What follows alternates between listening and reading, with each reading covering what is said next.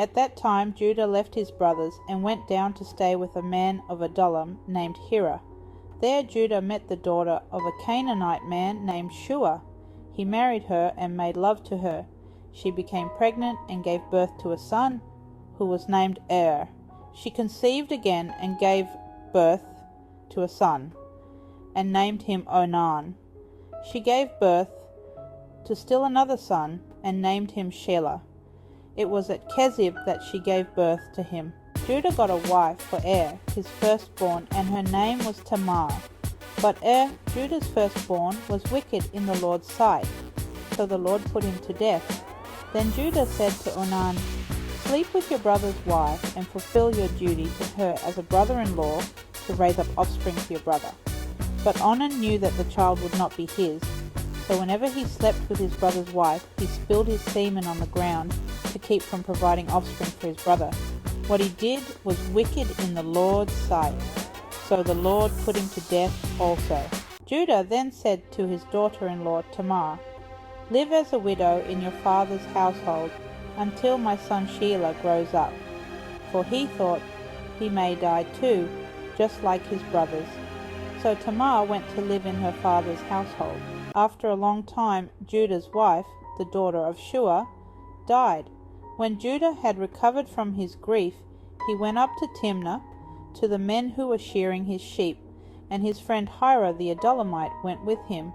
When Tamar was told, "Your father-in-law is on his way to Timnah to shear his sheep," she took off her widow's clothes, covered herself with a veil to disguise herself, and then sat down at the entrance to Enaim, which is on the road to Timnah.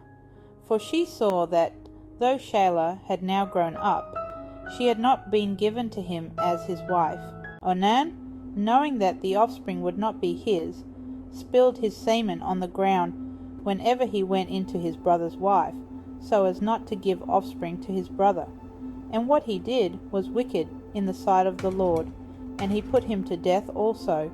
Then Judah said to Tamar, his daughter-in-law, "Remain a widow in your father's house till Shelah my son grows up," for he feared that he would die, like his brothers. So Tamar went and remained in her father's house. But when she saw that Shelah was grown up, and she had not been given to him in marriage, she took off her widow's garments and covered herself with a veil, disguising herself. She sat at the entrance to Enaim, which is on the road to Timnah. When Judah saw her, he thought she was a prostitute, for she had covered her face. He turned to her at the roadside and said, "Come, let me come into you," for he did not know that she was his daughter-in-law. She said, "What will you give me, that you may come into me?" He answered, "I will send you a young goat from the flock." And she said, "If you give me a pledge until you send it."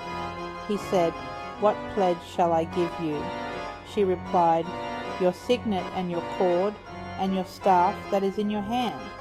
So he gave them to her and went into her, and she conceived by him. Judah, upon realizing the gravity of his actions, acknowledges his wrongdoing. He says, "She is more righteous than I, since I wouldn't give her to my son Shelah." In this moment, Judah's heart begins to change, recognizing the profound implications of his choices. As time passes, Tamar gives birth to twins. During the delivery, one child puts out his hand, and the midwife ties a scarlet thread around it, saying, "This one came out first."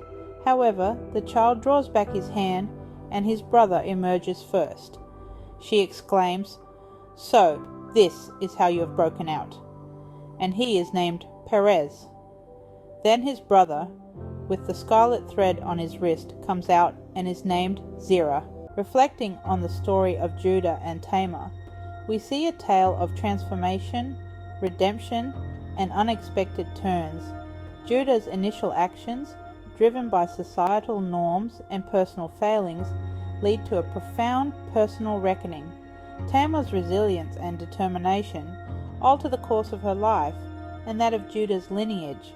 In conclusion, the story of Judah and Tamar reminds us of the complexities of human nature and the power of redemption. It shows that even in moments of great moral failure, there is potential for growth and change. This narrative, rich with lessons, continues to resonate through generations, offering hope and understanding.